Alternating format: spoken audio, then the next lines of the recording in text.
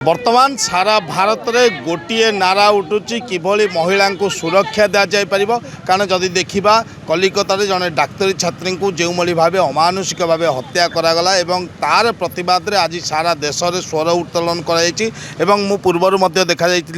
ढेंकानाल विभिन्न संगठन तरफ यार स्वर उत्तोलन कर आज ढेंकानाल समस्त ब्यूटिशियन मेंबर माने कुंजकांत ब्लॉक ऑफिस सम्मुख एक रैली कैंडल शोभा बाहरी महिषी महिला नंदिनी देवी प्रतिमूर्ति पाखे पहुँची तेरे गोटे कथा कहि ढेंकानाल जो ब्यूटिशियन माने जो माने नारी को सौंदर्यकरण करिबारे आगरे असंती आज जदि देखा देशर सौंदर्य होची नारी देशर सौंदर्य होची झील देशर सौंदर्य होची महिला से महिला को सुरक्षा पाई आज सौंदर्यर जो माने ढेंकानाल सदस्य अछंती से माने एकत्रित होइचंती कौन कहिबे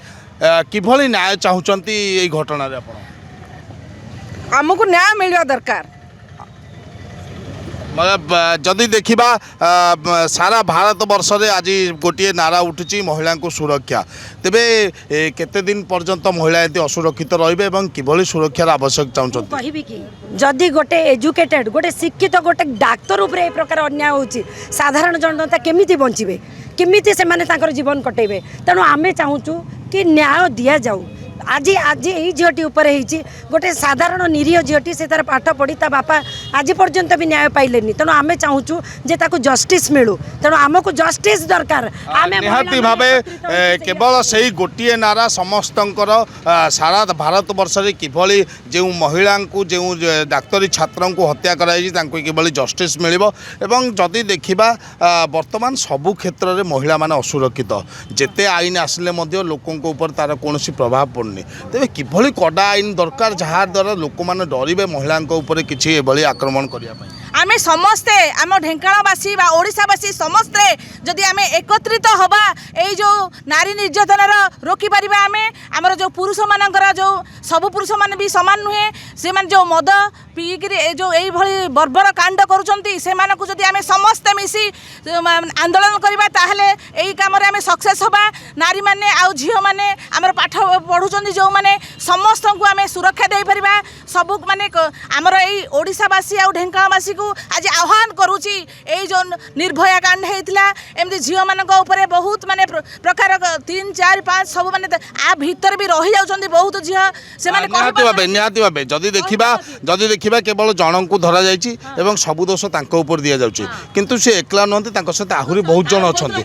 तो समस्त को सामना को आसीबा दरकार एवं गोटे कड़ा आईन मध्य आवश्यक दरकार गला बाट आईन गला बाट रही भाइया मीडिया रही से छाड़ी दौरान तेणु महिला मानक माने जोटा हूँ अपराध जल्दी अति जल्दी दीर्घ दिन धरिकी जो रही जाटा से पसरी जाऊँगी तेणु आम चाहूँ जमी आगामी दिन में आउ ममिता भाया जमी अन्याय न हो अति जल्दी आईन गला बाट सब बंद रहू निहत भाई आईन गला बाटर किसी जो मैंने एभली कांड भिआउछंती से माने खसी जाउछंती एवं एभली कांडरे जो किसी संपृक्त अच्छा से लुचेबा चेष्टा करा जाउछि तेणु गोटे दाबी रोचे जे समस्त को सामना को आना जाऊ यथाशीघ्र यार फैसला गोटे कर गोटे दृढ़ कार्यानुष्ठान नि जाऊ जहाँद्वारा कि अन्य कहीं एभली करने डरवे जदि देखा महिला मान सुरक्षा पाई बहुत आईन अच्छी महिला मान सुरक्षा पाई बहुत किसी कार्य कर वर्तमान सुधा भी असुरक्षित महिला माने कौन कहे असुरक्षित अच्छी आज भी महिला किसी पछकू ना किंतु एते असुरक्षित माने सबू जगार महिला बस रे एका जाई परिबेनी महिला ट्रेन रे एका जाई परिबेनी महिला 10टा पर बाहरी परिबेनी महिला एका गले माने समस्त कहउचंदी काहे कि तमे एकुटिया जीव आज असुरक्षित अच्छ काहे कि सेही जो प्रतिवाद हमर होईची ममितांगर संगे से केते जे न्याय करी करी करी करी जो जगार पहुंची सेही जगार से भी सुरक्षित रहिलेनी सेहीटा होची सबुठू बड़ होची दुखर खबर जोड़ा कि समस्त मुह आमको तलू कर दौची एते माने से करी करी पाठ पढ़ी तांकर संघर्ष करी जो जगार जाकि से पहुँची थे से निजे असुरक्षित से बहुत दुखी माने दुख लगुच लगुच आमर ये जो दुनिया रे जेतिकी माने पुरुष माने अच्छी से माने सम्मान टिके करंतु एटलिस्ट नारी को सम्मान करबा से मानकर ମାନେ ନିହାତି କର୍ତ୍ତବ୍ୟ ଆଉ ନାରୀ ନିହାତି ଭାବେ ନାରୀ ସମ୍ମାନ ଏବଂ ନାରୀ ସୁରକ୍ଷା ପାଇଁ ଡିଣ୍ଡିମ ପିଟା ଯାଉଛି କିନ୍ତୁ ନାରୀ ନା ସମ୍ମାନ ମିଳୁଛି ନାରୀ କି ନା ସୁରକ୍ଷା ମିଳୁଛି ତ ଭାବୁଛନ୍ତି ଏଭଳି କ୍ୟାଣ୍ଡେଲ ଲାଇଟ୍ ଶୋଭାଯାତ୍ରା ବା ପଦଯାତ୍ରା ବା ଧାରଣା ଏଭଳି ଯାହା ହେଉଛି ଏହାଦ୍ୱାରା କିଛି ଗୋଟେ ପ୍ରଭାବ ପଡ଼ିବ ଯେଉଁମାନେ ଏଭଳିଆ କରୁଛନ୍ତି ନିହାତି ପ୍ରଭାବ ପଡ଼ିବ ଆଜି ଆମେ ଏତିକି ଏକାଠି ହେଇଛୁ ଆଗାମୀ କାଳରେ ଆହୁରି ଏକାଠି ହେବେ ଆମେ ଚାହୁଁଛୁ ଯେ ଯେମିତି ସେ ଡକ୍ଟର ମମି ତାଙ୍କୁ ତଡ଼ପେଇ ମାରିଛି ତାକୁ ବି ତଡ଼ପେଇ ମରାଯାଉ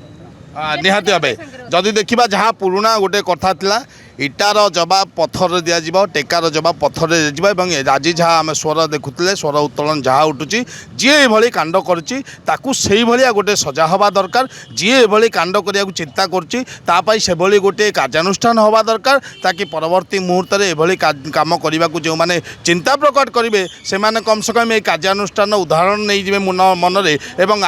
ଆଗାମୀ ଦିନରେ ଏଇ ଯେଉଁ ରାଜରାସ୍ତାରେ ହେଉ ଭାରତବର୍ଷରେ ହେଉ ବା ଯେକୌଣସି ଜାଗାରେ ହେଉ ନାରୀ ସୁରକ୍ଷିତ ରହିପାରିବ ନାରୀକି ଉଚିତ ସମ୍ମାନ ମିଳିପାରିବ ଏବଂ ଯେଉଁମାନେ ଏଭଳି କାଣ୍ଡ ଘଟାଉଛନ୍ତି ସେମାନଙ୍କୁ ଦୃଢ଼ କାର୍ଯ୍ୟାନୁଷ୍ଠାନ ନିଆଯାଇପାରିବ ଢେଙ୍କାନାଳରୁ ଲକ୍ଷ୍ମୀକାନ୍ତ ସାହୁ ବଡ଼ ଖବର।